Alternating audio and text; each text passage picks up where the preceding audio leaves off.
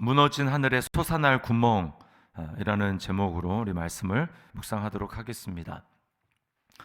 지금 이 요엘 선지자가 활동하던 시대, 이게 뭐 학자들마다 이야기가 막 다릅니다. 대체적으로 이스라엘이 포로로 잡혀간 그 포로의 후기에 이렇게 쓰여졌다라고 학자들이 이야기를 합니다.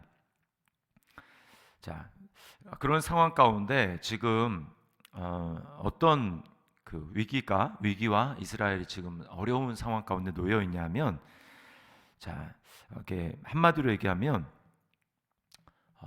여기 지금 몇 절이죠?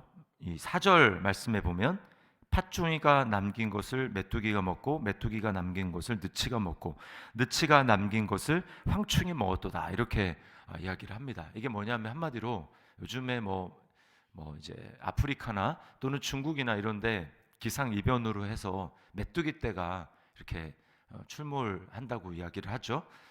그래서 메뚜기 떼가 완전히 이제 까마득하게 하늘을 덮을 정도로 메뚜기 떼가 다니면서 이제 먹을 것을 먹는 그런 장면입니다. 여기 이제 나오는 팥중이, 메뚜기, 또 느치, 황충, 이건 다 비슷한 종류를 이야기를 하는 것입니다. 아무튼 몇 차례 이렇게 쓸고 가는 거죠. 그래서 좀 남았는데 또 다음에는 또 뭐 어떤 종류가 쓸고 가고, 좀 이런 상황을 이야기하는 것입니다. 그러니까 완전히 푸른 풀이라고 이야기할 수 있는 것들은 다 그냥 말갛게 땅이 초토화돼 버린 그런 상황을 이야기를 하는 것입니다. 자, 그러니까 지금 어떤 상황이 벌어집니까? 16절에 보니까 먹을 것이 우리 눈앞에 끊어지지 아니하였느냐, 기쁨과 즐거움이 우리 하나님의 성전에서 끊어지지 아니하였느냐, 이렇게 이야기를 합니다. 또 17절에 보니까 씨가 흙덩이 아래에서 썩어졌고 창고가 비었고 곡간이 무너졌으니 이는 곡식이 시들었음이로다, 이렇게 이야기를 합니다. 사람뿐만이 아닙니다. 18절에 보니까 가축이 울부짖고 소떼가 소란하니 이는 꼴이 없습니다. 양떼도 피곤하도다.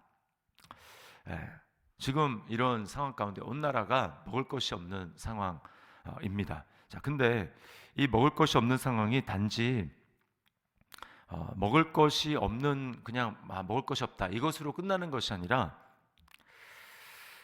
하나님 앞에 제사 드리기도 어려운 그런 상황을 이야기를 하는 거예요. 그래서 9절 말씀해 보면 소제와 전제가 여호와의 성전에서 끊어졌고 여호와께 수종드는 제사장은 슬퍼하도다, 이렇게 이야기를 하죠.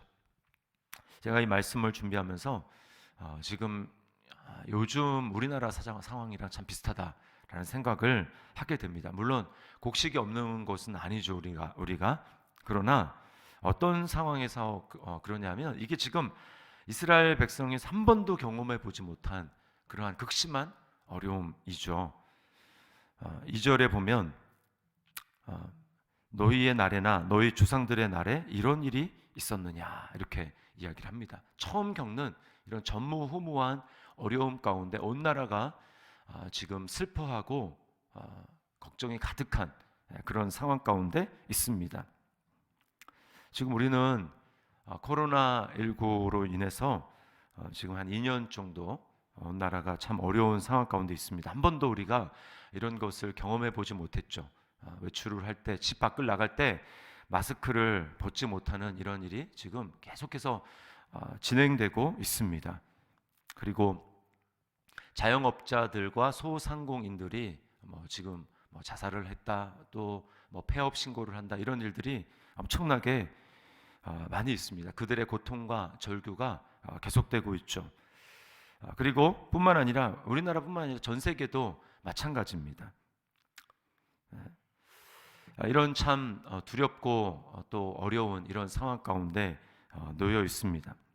근데 더 큰 문제는 뭐냐면 이렇게 어렵다가 아니라 우리가 예배하는 데 있어서 하나님 앞에 이전과 같이 예배하기가 어렵다라는 것이죠. 지금 이스라엘도 마찬가지였어요. 그러니까 온 나라에 먹을 것이 다 사라지니까 어떻습니까? 제사를 드려야 되는데 아까도 얘기했지만 소떼나 양떼, 꼴이 없으니까 그 제사하기가 어려운 거예요. 뿐만 아니라 가축대로 제사하기 어려우면 그 다음에 차선으로 할 수 있는 게 소제입니다. 소제는 곡식을 곱게 갈아가지고 그 가루로 하나님 앞에 제사를 드리는 것인데 그게 없는 거예요. 그러니까 하나님 앞에 나아갈 때 뭔가 가지고 나아갈 것이 없다라는 것입니다. 그러니까 오늘날은 다르죠. 오늘날은 우리가 하나님 앞에 예수의 이름만 가지고 믿음만 가지고 나아갈 수 있지만 이 당시는 그런 때가 아니었습니다. 그러니까 완전히 하나님 앞에 예배를 할 수가 없고, 그리고 제사장도 슬퍼하는 이런 상황에 있는 것이죠. 우리의 성도의 기쁨은 무엇입니까? 성도의 기쁨은 하나님 앞에 예배할 때 하나님께서 우리로 하여금 이 땅의 상황을 바라보면서 다른 사람들이 절망하고 할지라도 우리가 예배 가운데 나아갈 때 하나님이 우리에게 눈을 열어주시는 거거든요. 우리의 영안을 열어주셔서 우리가 소망할 것이 무엇인지를 하나님이 우리에게 보여주시고, 그래서 하늘로부터 우리에게 새로운 힘과 새로운 능력이 부어져서 우리가 그것으로 살아가는 것입니다. 성도의 힘과 성도의 능력은 바로 여기에 있는 것이죠. 그런데 예배를 하지 못하니까 어떻습니까? 온 나라가 기쁨이 사라진 거예요. 예배하는 것이 기쁨이고, 하나님 앞에 나아가서 주님의 얼굴을 구하고 주님의 얼굴을 바라볼 때 주님께서 부어주시는 은혜가 있는데 그것을 경험하지 못하더라는 것입니다. 그래서 힘든 거예요. 아까도 읽었지만 16절에 뭐라고 얘기합니까? 먹을 것이 우리 눈앞에 끊어지지 아니하였느냐. 여기서 먹을 것이라는 것은 1차적으로는 우리 입으로 들어가는 육의 양식이지만, 그러나 성도들에게 더 중요한 것은 무엇입니까?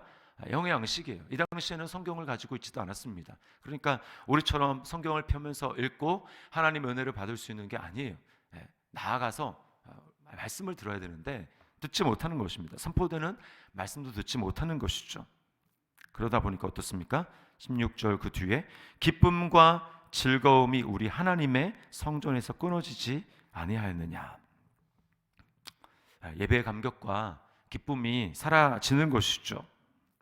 하늘로부터 공급받는 영적인 은혜의 물줄기가 있는데 그 물줄기가 점점 줄어드는 것입니다. 마치 이 엘리야가 이제 아합 왕에게 나아가기 전에 하나님이 엘리야를 어디 두십니까? 그릿이라는 시냇가에 두시면서 거기서 엘리야를 먹이시고 까마귀를 통해서 아침 저녁으로 떡과 물고기를 실어 나르시고 그 다음에 시냇물을 먹게 하시는데, 온 나라가 그때도 이제 가뭄이 들었기 때문에 시냇물이 점점 말라갑니다. 그리고 결국은 완전 다 말랐죠.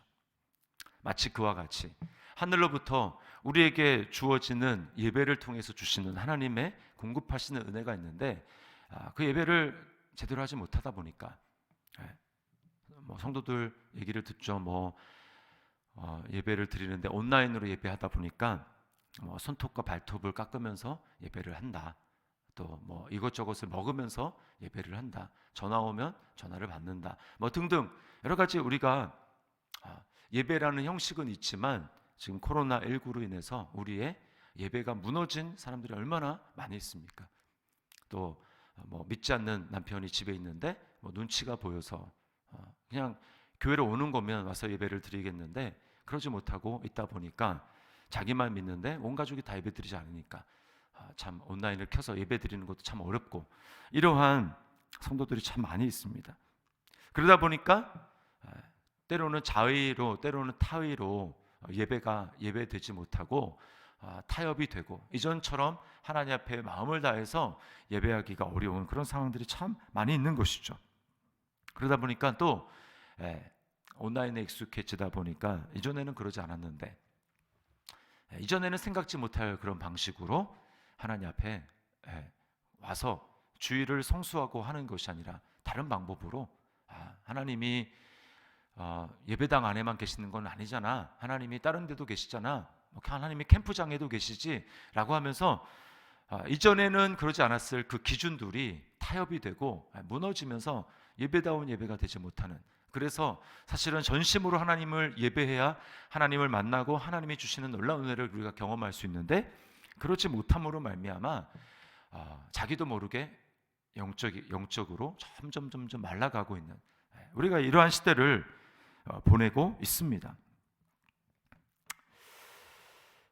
하나님은 우리로 하여금, 특별히 그리스도인으로 하여금 이런 상황 가운데 하나님은 어떤 상황을 허락하십니까? 하나님이 우리에게 고난을 허락하십니다. 하나님이 우리에게, 각자에게 본인이 깨닫는 방식으로 하나님은 그냥 두지 않으시고 정말 우리로 하여금 정신을 차릴 수 있도록 하나님은 징계를 허락하시는 거죠. 어쩌면 코로나 자체가 우리에게 하나님의 어떤 징계의 사인일 수 있습니다. 우리가 정말 하나님 앞에 예배하고 있었는가?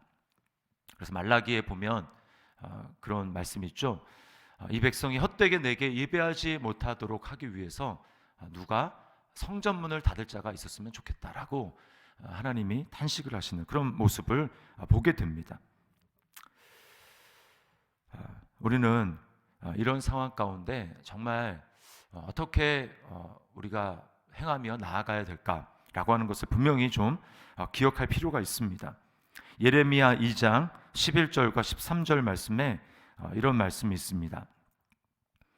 어느 나라가 그들의 신들을 신 아닌 것과 바꾼 일이 있느냐? 그러나 나의 백성은 그의 영광을 무익한 것과 바꾸었도다.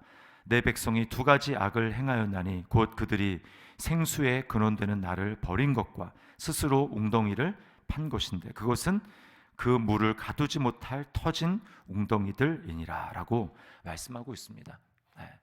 내가 이런 상황 가운데 하나님 아닌 어떤 다른 것들에게서 뭔가 대안을 찾으려고 하지는 않고 있는가라고 하는 것을 우리가 돌이켜 보아야 합니다. 자, 이런 상황 가운데 우리의 해결책은 무엇일까요? 해결책은 오늘 말씀에 하나님은 하나님께로 돌아오라라고 말씀을 하고 계십니다. 13절과 14절 말씀을 보세요. 제사장들아 너희는 굵은 배로 동이고 슬피 울지어다. 제단에 수종드는 자들아 너희는 울지어다. 내 하나님께 수종드는 자들아 너희는 와서 굵은 베옷을 입고 밤이 새도록 누울지어다. 이는 소제와 전제를 너희 하나님의 성전에 드리지 못함이로다. 너희는 금식일을 정하고 성회를 소집하여 장로들과 이 땅의 모든 주민들을 너희 하나님 여호와의 성전으로 모으고 여호와께 부르짖을지어다 라고 말씀을 하고 있습니다. 우리가 하나님 앞에 회개해야 된다라는 것이죠. 회개야말로 하나님이 우리에게 주시는 다시 하나님의 은혜가 회복되도록 하는 가장 놀라운 방편입니다. 회개한다 이 말이 어렵게 들릴 수도 있겠지만 사실은 회개한다라고 하는 말은 내가 하나님 앞에 은혜를 받았다라는 증거예요. 내가 하나님 앞에 은혜를 받았구나, 또 하나님 앞에 나아갈 수 있는 나에게 믿음이 있구나라고 하는 증거입니다. 은혜 받은 자만, 믿음이 있는 자만 회개할 수 있습니다. 하나님 우리에게 그런 은혜를 주셨죠. 나에게 이 땅에 소망이 없기 때문에 나의 소망은, 우리의 소망은 주님밖에 없습니다. 주님의 은혜를 구하는 것밖에 없습니다 라고 하나님 앞에 고백하며 겸손하게 고백하는 자가, 그런 사람만 회개할 수가 있는 것입니다. 결국 우리가 믿음에 이른다라고 하는 말은 다른 말로 하면 회개에서 회개에 이른다라고 하는 것입니다. 예수 믿을 때에 우리에게 가장 큰 회개가 시작이 되었다면 우리의 그 다음의 삶은 계속해서 회개하는 삶이에요. 누군가가 그랬습니다. 내가 죄를 지었다고 하나님, 사랑의 하나님이라고 한다면 어떻게 지옥에 멸할 수가 있는가? 그 하나님을 어떻게 사랑의 하나님이라고 얘기할 수 있는가?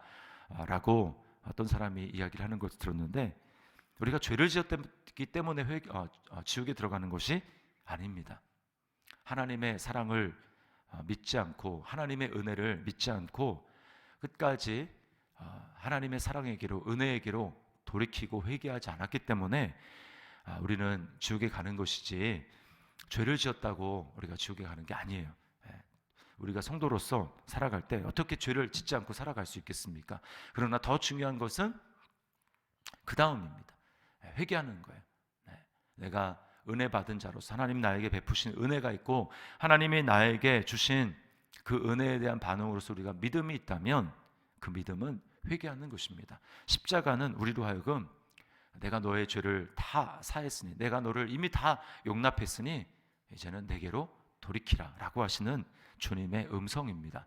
오늘 이 요엘의 말씀을 보면서 다시 한번 우리가 하나님 앞에 돌이키며 사는 것입니다. 돌이킬 때 사는 것이고, 참으로 하나님 앞에 다시금 우리의 마음을 주님께로 돌이킬 때 하나님께로부터 다시 사는 은혜의 역사가 펼쳐지는 것입니다. 저로부터 시작해서 우리 모두에게 다시 한번 더 깊은 회개의 자리 가운데, 돌이키는 자리 가운데 나아가는 그런 하나님의 은혜가 부어지는 저와 여러분의 삶이 될 수 있도록, 또 그 부어지는 은혜에 믿음으로 반응해서 회개하는 우리의 삶이 될 수 있기를 주님의 이름으로 축원합니다.